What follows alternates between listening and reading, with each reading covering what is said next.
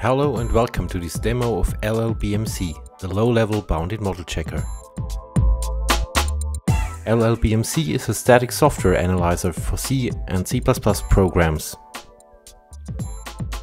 It has built-in checks for many typical program errors such as integer overflow, division by zero, invalid bit shift, all kinds of illegal memory accesses, invalid free, double free, and user customizable assertions.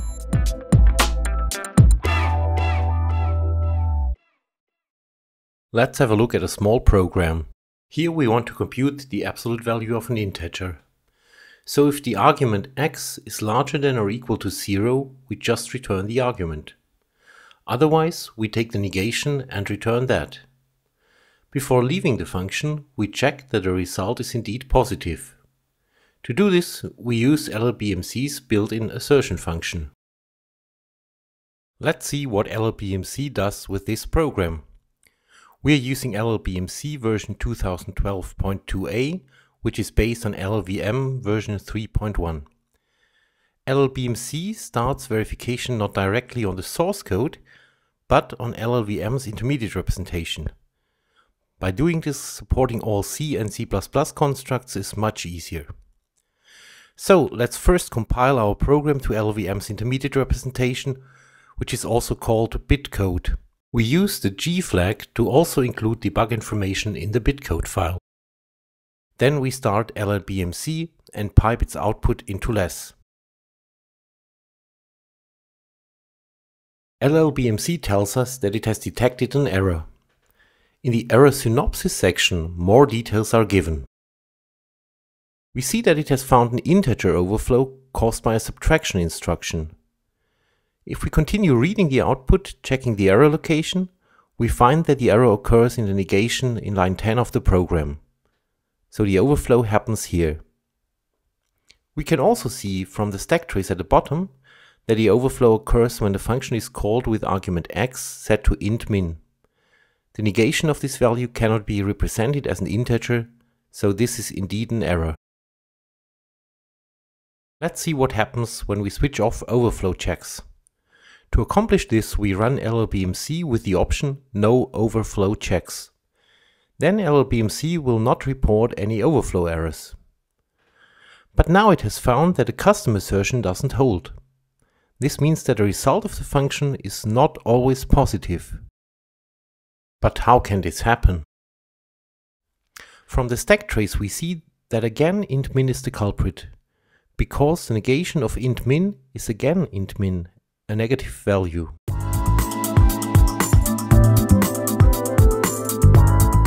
Let's turn to another example. Here we want to check the equivalence of two C functions that compute a population count, that is the number of 1 bits, of a 32-bit integer.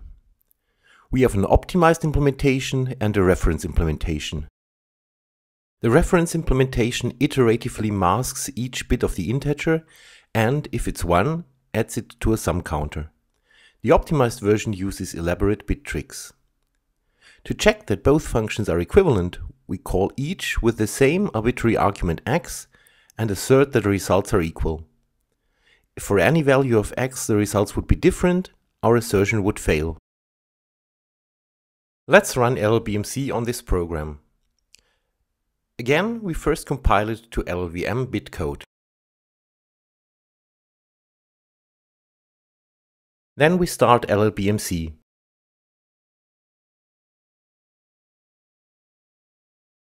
It reports that it hasn't found an error, so the assertion holds and the two functions always return identical results. As you can see, LLBMC also checked for program errors such as invalid arithmetic or illegal bit shifts.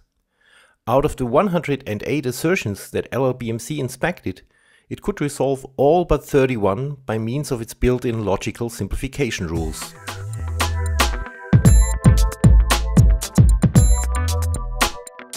As a third and last example, let's check some memory-related properties.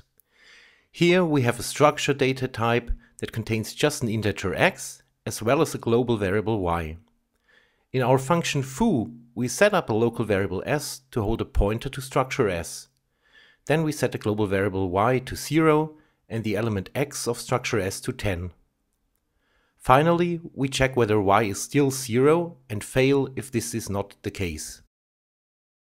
What can LLBMC tell us about this program? It has detected a memory access error in a store instruction. This occurs in line 11 of our program, where element x of structure S is set to 10.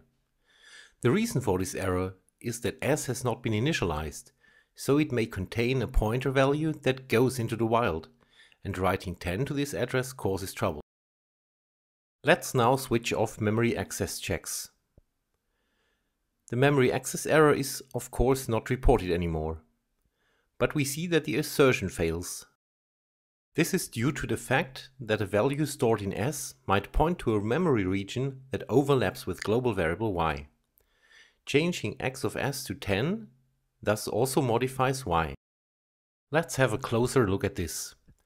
We use LLBMC's option counter example to show a detailed counterexample trace on LLVM's bitcode level.